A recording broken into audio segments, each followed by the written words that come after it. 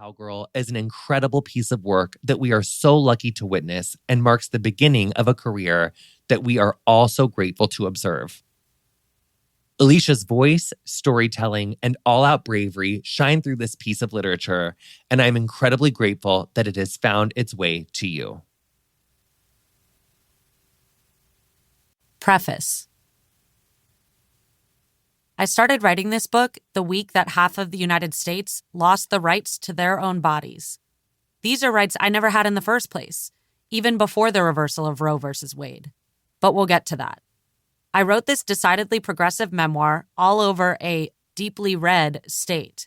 My literary journey kicked off in far west Texas, nestled in the beautiful Davis Mountains that separate Marfa from El Paso. It ended in Round Top, a small town in the cow country that lies between Houston and the capital city. Inverse cowgirls like me live all over the Lone Star State, not just in liberal havens like Austin. Intersex people, in fact, span not just the entire South, but approximately 150 million of us live across the country and around the world. This book is a testament to that fact. I look forward to bringing y'all along for the ride. You may be wondering what intersex means. I'm not surprised.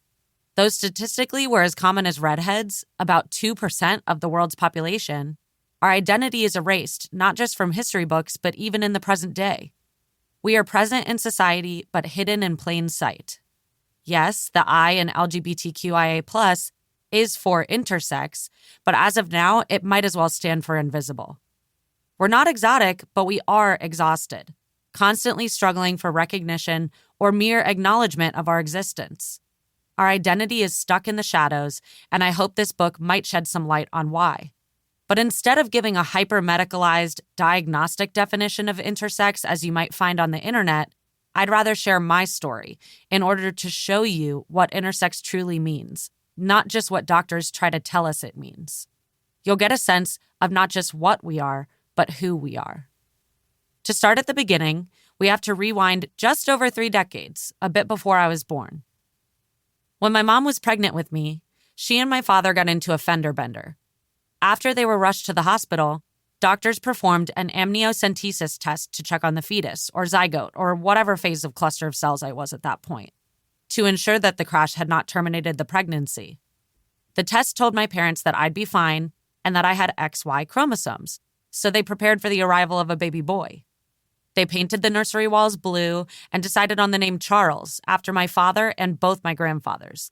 Needless to say, when I came out of the womb with a vagina, everyone was pretty confused. My parents were now experiencing a gender fender bender. Shout out to the activist and artist Mari Roby for coining that term. They hadn't picked any girl names, but once my father recovered from nearly fainting after my birth, he doesn't do well with blood, he voiced an idea. We could name her Alicia. I've always liked that name since that hurricane hit when we lived in Houston. Thus, a force of nature was born. Because the doctors were certain that my genotype was at odds with my physicality, quote-unquote girl genitalia with quote-unquote boy chromosomes, they knew something was up from the moment I left my mom's birth canal. All humans actually start out with a common genital anatomy until 7 weeks after conception, when they then sexually differentiate. Some intersex folks like me stop there and end up somewhere in between the sexes, hence intersex. Though that word was never used in my delivery room. They notified my parents that I had a disorder of sexual development, DSD, called Complete Androgen Insensitivity Syndrome, CAIS. Despite my XY genetic blueprint, my sexual development had been arrested in the womb. My clitoris didn't turn into a phallus, and my testes remained internal. I also didn't come with ovaries or a uterus to potentially house my own kid one day, my first shortcoming as a human being. As we know, society places women's worth in their ability to bear children. Fertility is the perceived pinnacle of our existence and what marks us as female. Because of my external anatomy, they ticked the F box on my birth certificate. There still is no available option on this document for intersex people born in between. But from my first breaths, I was seen as a defective female, a girl who needed to be fixed. Despite the fact that my testes would eventually produce testosterone and that I would pee some of it out while naturally converting most of the rest of it to estrogen, they were seen as the